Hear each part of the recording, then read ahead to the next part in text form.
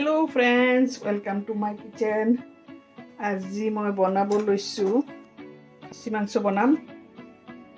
ইন্ডিয়াৰ পৰা লৈ আহিছিলো। গতিকে ডিপ ফ্ৰিজাৰত আছিল আৰু এইফালে মই পিয়াজ নহৰু আদা জালুক লং এলাচি দালচেনি আৰু দুটা আলু কাটি লৈছো নহৰু লৈছো এটি জিৰা ইয়াতে তিয়াই থৈছো আৰু এইখিনিৰ লগত গৰম মছলাখিনি পেষ্ট বনাই লগতে মাৰা হৈ গ'ল কেৰাহী বহাই দিলো তেল দি দিলো মাষ্টাৰ অইল দি বনাম খাচী মাংস ফাৰ্ষ্টত দি দিলো তেজপাত পিছত দি দিলো পিয়াজ কেইটামান ডাঙৰ ডাঙৰকৈ কাটা পিয়াজ অলপ ভাজি ল'লে টেষ্টটো ভাল হয় পিয়াজ ভাজাৰ এটা স্মেল আছে ন অলপ ভাজি লৈ আছো নিমখটো দি আছো পিয়াজখিনি অলপ ৰঙচুৱালৈকে ভাজা হৈ থাকক পিয়াজটো ৰঙাকৈ অলপ ভাজা হৈ গৈছে এয়া এই মছলাখিনি মিক্সিত মাৰি থোৱা মছলাখিনি দি দিওঁ এইখিনি মছলা অলপ কেঁচা গোন্ধ নোযোৱালৈকে ভাজি লওঁ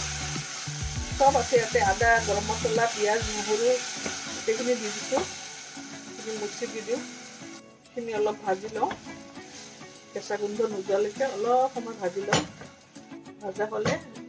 শুকান পাউডাৰ মছলাখিনি দিম সিম্পল দেশী ষ্টাইলৰ মটন কাৰী বনাম মই আজি সময় ভাজা হ'লে বাছ পাউডাৰ মছলাখিনি দি দিম আধা কেজি মাংস আছে মটন আধা চামুচে দিম হালধি গুড়ি জিৰা গুড়ি শুকান জলকীয়া আধা চামুচ ধনিয়া গুড়ি দিলোঁ আধা চামুচ আৰু মই মছলা গৰম মছলা পেষ্টটোতে জিৰা দি দিছোঁ তাতে এতিয়া লগতে দি দিম মিক্সি পখালি পেলাই পানীখিনি দি সামান্য 1 মিনিট ভাজি ল'লে মছলাখিনি গোন্ধটো কেঁচা গোন্ধটো নাইকিয়া হৈ যাব মাংসৰ লগত ভালকৈ ভুনিব লাগিব মাংসখিনি দি দিওঁ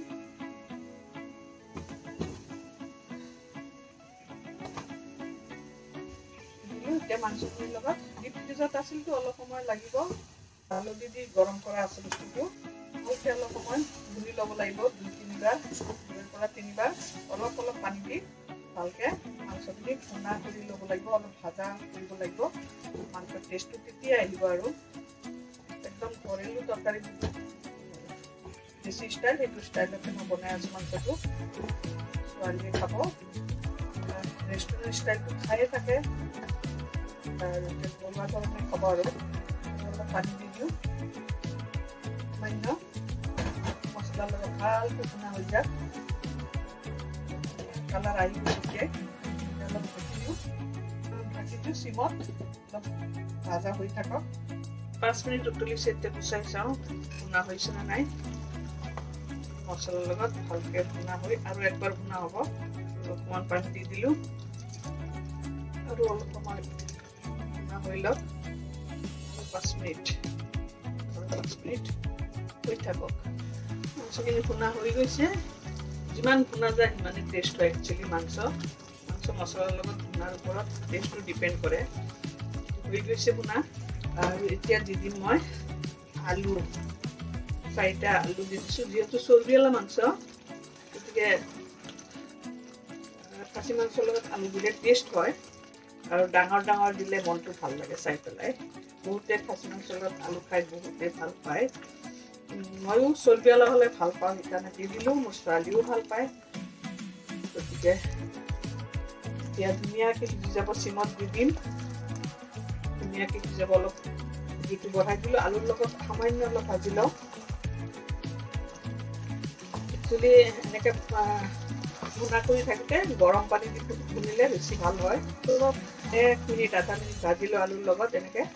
তাৰপিছত পানী দি দিম গতিকে গাইজ আপোনালোকৰ মোৰ ভিডিঅ'টো চাই যদি ভাল লাগিছে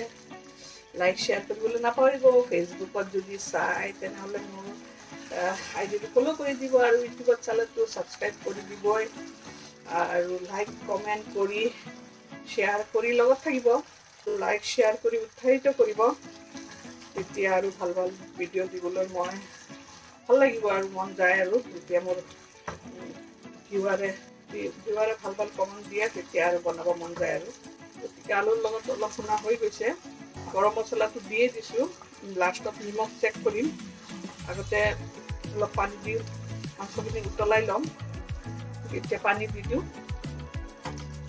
এইটো ভুনাও খাব পাৰি জোলো খাব পাৰি অকণ জোল থাকিলে বেয়া নালাগে চটবিয়ালা মাংস সামান্য জোল থাকিলে খাই বহুত টেষ্টি লাগে আৰু একদম ফ্ৰেছ মাংস ধুনীয়া ডাঙৰ খাচীৰ পৰা কাটি অনা মাংস গতিকে টেষ্টটো হ'বই 100% কথাই নাই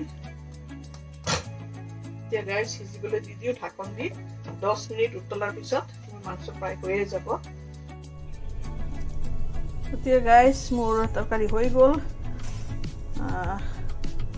আজিৰ কাৰণে টাটা বাই বাই আকৌ লগ পোৱাৰ আশাৰে নতুন ভিডিঅ'ৰ সৈতে তেতিয়ালৈকে ভালে সুস্থ থাকিব আৰু লাইক কমেন্ট কৰিবলৈ একদম নাপাহৰিব দেই গাইছ টাটা বাই বাই